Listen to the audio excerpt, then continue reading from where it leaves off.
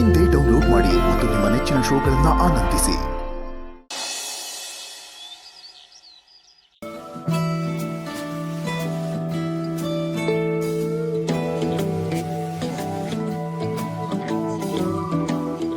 Good morning. ನಾನು ಎದ್ದು ಕಣ್ಣು ಬಿಡೋಷ್ಟರಲ್ಲಿ ನೀವು ಕಾಫಿ ತಗೊಂಡು ಬಂದು ನನ್ನ ಎದುರಿಗೆ ಹಾಜರಾಗಿರ್ತೀರ ಅಲ್ವಾ ತುಳಸಿಯವರೇ?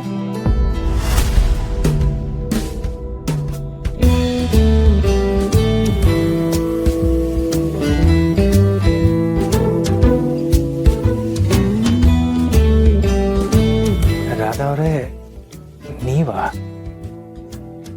ನಾನು ತುಳಸಿಯವರು ಅನ್ಕೊಂಡೆ.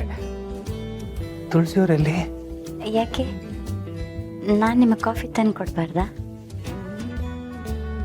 ಅಲ್ಲ, ತಂದು ಕೊಡಬಾರ್ದು ಅಂತಲ್ಲ. ದಿನ ನಾನು ಎದ್ದ ತಕ್ಷಣ ತುಳಸಿಯವರು ಕಾಫಿ ತರ್ತಾ ಇದ್ರು.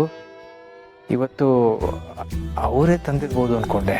ಇವತ್ತು ನಿಮಗೋಸ್ಕರ ನಾನು ಕಾಫಿ ಮಾಡಿದ್ದೀನಿ, ತಗೊಳ್ಳಿ.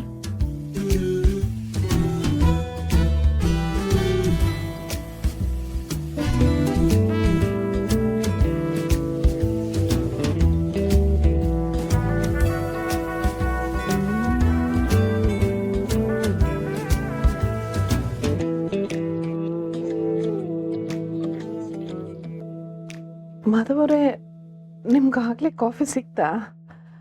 ಅದು ಈಗಷ್ಟೇ ರಾಧಾ ಅವ್ರು ತಂದ್ಕೊಟ್ರು.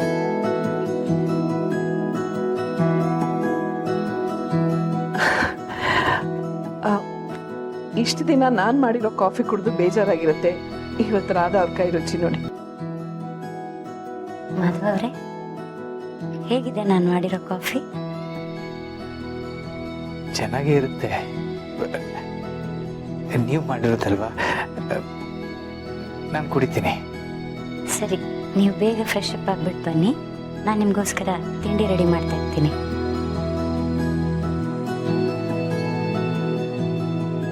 ರಾಧಾ ಅವ್ರಿಗೆ ಈ ಮನೆ ಕೆಲ್ಸಗಳು ಮಾಡೋದ್ರಲ್ಲಿ ಎಷ್ಟು ಖುಷಿ.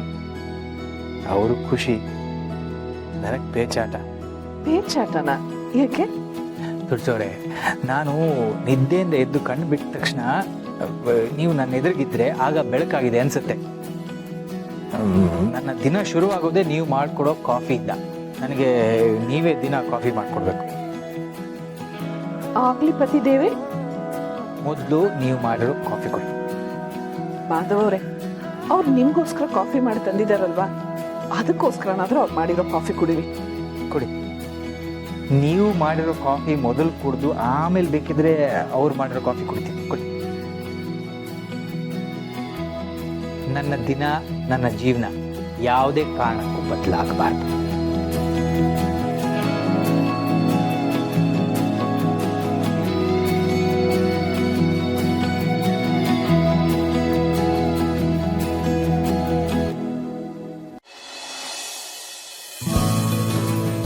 ದೀಪಿಕಾ, ಸ್ವಲ್ಪ ಪಾಪು ನೋಡ್ಕೊ. ನನ್ಗೆ ಅಡುಗೆ ಮನೇಲಿ ಸ್ವಲ್ಪ ಕೆಲಸ ಇದೆ. ಸರಿ ಕೊಡು. ನಾನು ನನ್ನ ಪಾಪು ಆಟ ಆಡ್ತೀನಿ. ಒಂದು ನಿಮಿಷ ಅಕ್ಕ. ಅಕ್ಕ, ನೀನು ತುಂಬ ಧೈರ್ಯವಂತೆ ಅನ್ನಿಸ್ತಿದೆ ಇವತ್ತು ನನಗೆ. ಯಾಕೆ ಹಾಗೆ ಹೇಳ್ತಿದ್ಯಾ? ಇನ್ನೇನು ಮತ್ತೆ, ಆ ಶಾರ್ವರಿ ನಮ್ಮ ಮಗನ ಎತ್ಕೊಂಡು ಹೋಗೋಕ್ಕೆ ಬಂದಿದ್ದಾಳೆ ಅಂತ ಗೊತ್ತಾದ್ಮೇಲೆ ನಾವೆಲ್ಲ ಎಷ್ಟು ಟೆನ್ಷನ್ ಆಗಿದ್ವಿ. ನೀನಂತೂ ಎಷ್ಟು ಹೆದರ್ಬಿಟ್ಟಿದ್ದೆ.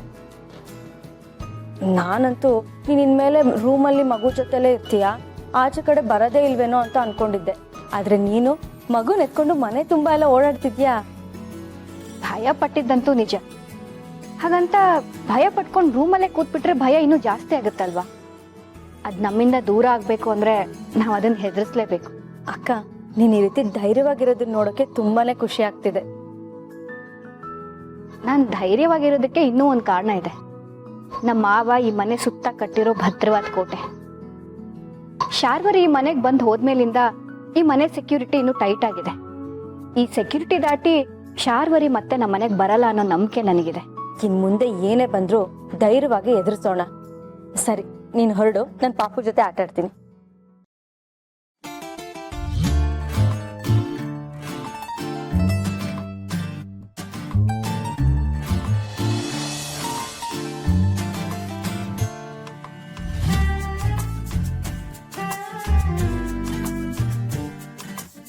ಪೂರ್ಣಿ, ಇವತ್ತೇನು ಸ್ಪೆಷಲ್? ಸ್ಪೆಷಲ್ಲ ಹಾಗೇನಿಲ್ವಲ್ಲ. ಇನ್ನೇನು ಇಲ್ಲ ಅಂದರೂ ಇವತ್ತು ನನಗೆ ಸ್ಪೆಷಲ್ ಅಂತ ಅನಿಸ್ತಿದೆ. ಸಾಹೇಬ್ರಿಗೆ ಯಾಕೆ ಹಾಗನ್ಸ್ತಿದೆ? ಇನ್ನೇನು ಮತ್ತೆ, ಮನೆಗೆ ಮಗು ಬಂದಾಗಿಂದ ನನ್ನ ಮುದ್ದಿನ ಹೆಂಡತಿ ತನಗೆ ಮದುವೆ ಆಗಿದೆ, ಒಬ್ಬ ಗಂಡ ಇದ್ದಾನೆ ಅಂತ ಮರ್ತೋಗಿದ್ದಾಳೆ. ಆದರೆ ಇವತ್ತು ನಾನು ಸ್ನಾನ ಮುಗಿಸಿ ಬರೋಷ್ಟರೊಳಗೆ ನನ್ನ ಬಟ್ಟೆ, ವಾಚು, ಪರ್ಸು ಎಲ್ಲ ರೆಡಿ ಮಾಡಿಟ್ಬಿಟ್ಟಿದ್ದಾಳೆ. ಯಾಕೆ? ಮಗುನೂ ರೆಡಿ ಮಾಡಿಸೋ ಥರ ಇವತ್ತು ನೀನು ನನ್ನನ್ನು ರೆಡಿ ಮಾಡಿಸ್ತೀಯ? ನೀವು ಮಗು ಆಗಿದ್ದಿದ್ರೆ ಸ್ನಾನ ಮಾಡಿಸಿ ಪೌಡರ್ ಹಚ್ಚಿ ರೆಡಿ ಮಾಡ್ತಿದ್ದೆ. ಅಷ್ಟಕ್ಕೂ ಇದೆಲ್ಲ ನಾನು ರೆಡಿ ಮಾಡಿಲ್ವಲ್ಲ.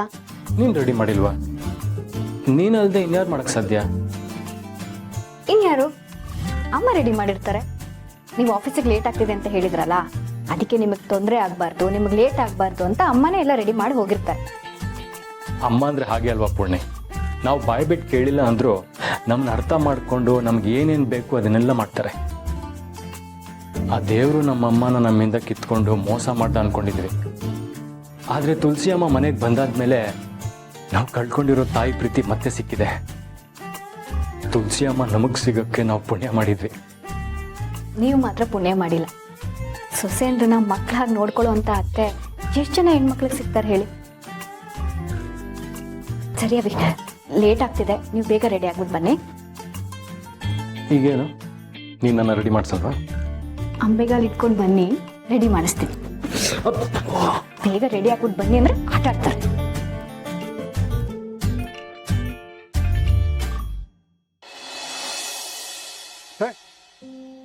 ಎಷ್ಟು ದಿನ ಆದಮೇಲೆ ಆ ಮನೆಯಲ್ಲಿ ಒಂದು ಶುಭ ಕಾರ್ಯ ನಡೀತಾ ಇತ್ತು.